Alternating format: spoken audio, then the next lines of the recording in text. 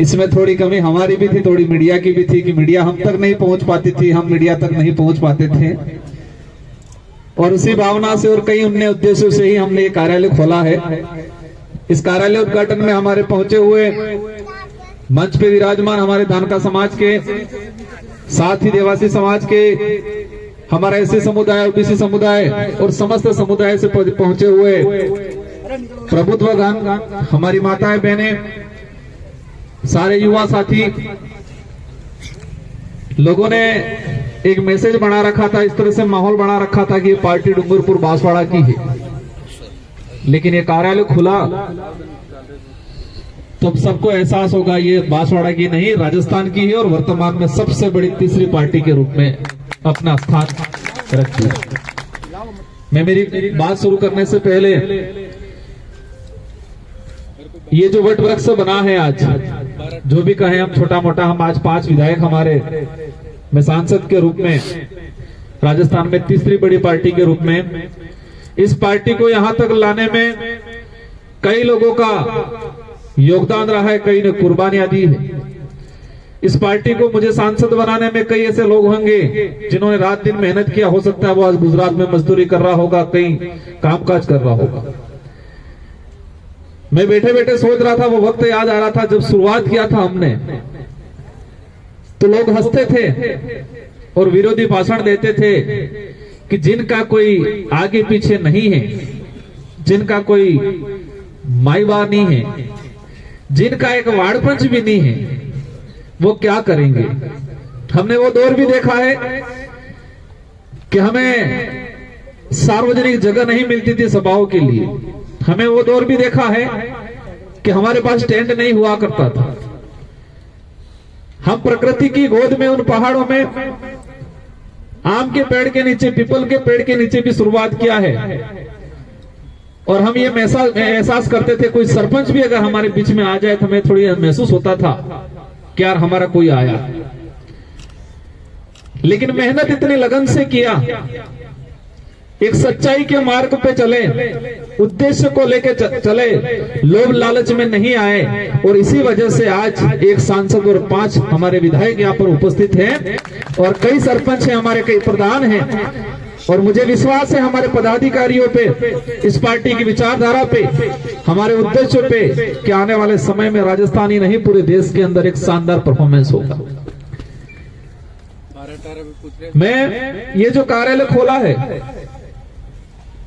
मैं इसके बारे में बता दूं, कार्यकारिणी को लेके हम लोग संभाग वाइज प्रभारी बनाएंगे, हम किसी को भी अध्यक्ष नहीं बनाएंगे। संभाग वाइज प्रभारी बनेंगे। प्रभारी में जो बेस्ट काम करेगा, जो गरीब के लिए, दबे कुचले के लिए, सच्चाई के लिए आवाज उठाएगा, उनको हम जिम्मेदारी देंगे। और हमारे कई आसपास साथी सोच रहे होंगे कि पार्टी कैसे होगा। चिंता मत करो, जो आप सोच रहे थे वही डूंगरपुर बांसवाड़ा में 2018 से पहले दूसरे लोग सोच रहे थे। अवश्य इस क्षेत्र के अंदर, पूर्वी राजस्थान हो, हमारे करौली सवाई माधोपुर या उधर भरतपुर अलवर हो या कोटा संभाग हो, क्योंकि हमें हमारी आइडियोलॉजी पे विश्वास है।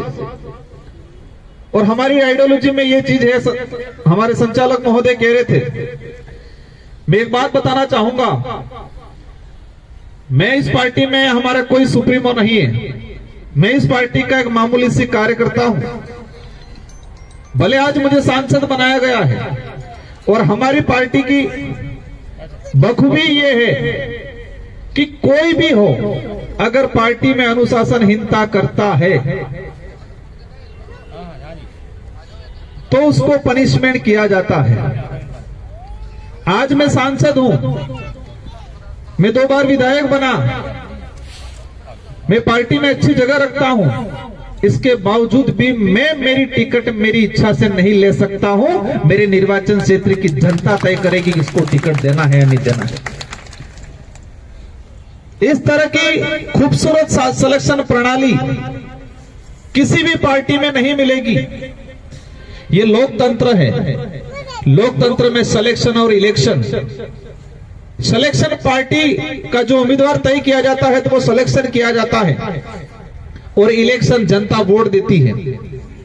लेकिन इन राष्ट्रीय पार्टियों ने सिलेक्शन का पावर जनता से छीन के हाईकमान के रूप में ले लिया और इसी वजह से अच्छा जनप्रतिनिधि नहीं चुन पाता है। इस पार्टी में हमारा सिलेक्शन पावर उस क्षेत्र की जनता के पास है, वो तय करेगी किसको चुनाव लड़ाना है, किसको चुनाव नहीं लड़ाना है।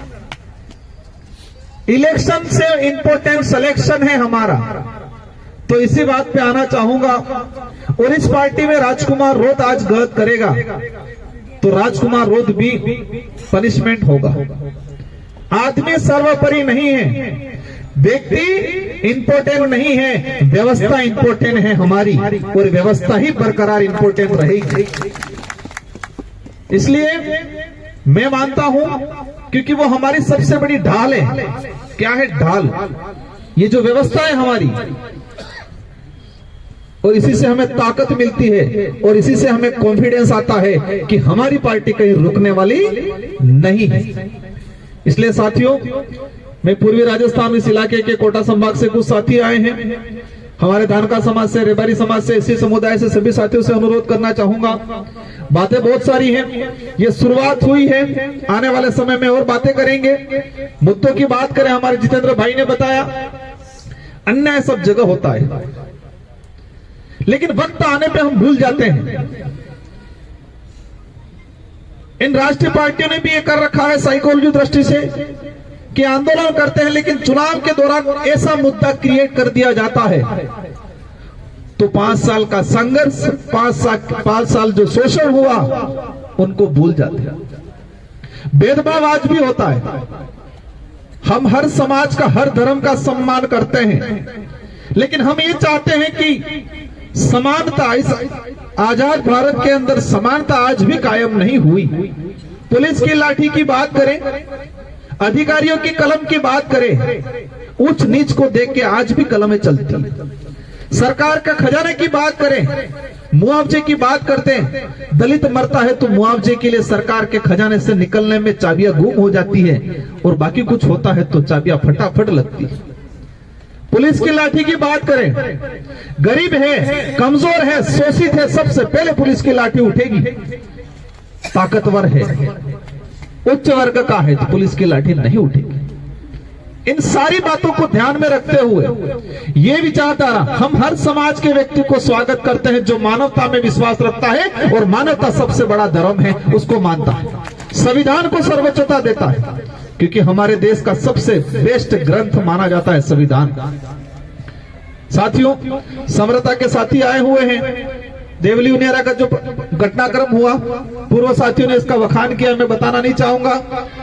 डिंपल मीणा का जो घटनाक्रम हुआ, हमारे इंद्र मेघवाल का जो घटनाक्रम हुआ, हमारे सिरोही के अंदर कार्तिक भील वाला जो प्रकरण हुआ, पिछले 10 साल का जो अनुभव है मेरा, सरकार कोई भी हो,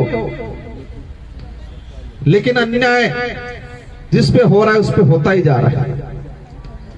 इसलिए ये भारत आदिवासी पार्टी आपके लिए एक मजबूत तीसरा विकल्प के रूप में है।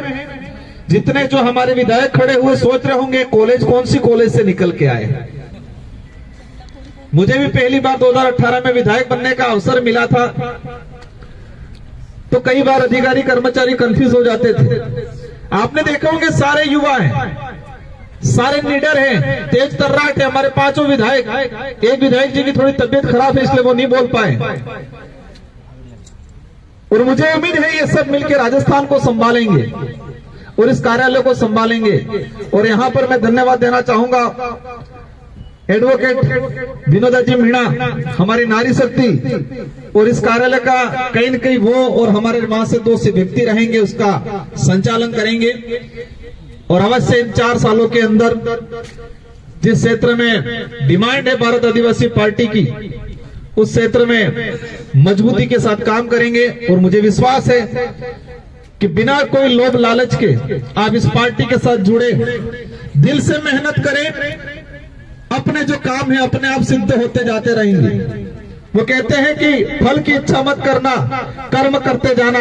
तो इस पार्टी में भी कर्म के आधार पे आ जाना, जुड़ जाना, फल अपने आप मिल जाएगा। इन्हीं शब्दों के साथ आप सबको धन्यवाद, आप सबको आभार। इस कार्यक्रम को शानदार आयोजन के रूप में आपने तब्दील किया, इसलिए सारे मीडिया के साथियों को, पूरे राजस्थान से पहुंचे हुए सभी समुदाय के साथियों को, हमारे सारे विधायक गणों को, पार्टी पदाधिकारियों को, आप सभी को तहे दिल से धन्यवाद, आभार। जय जवाहर।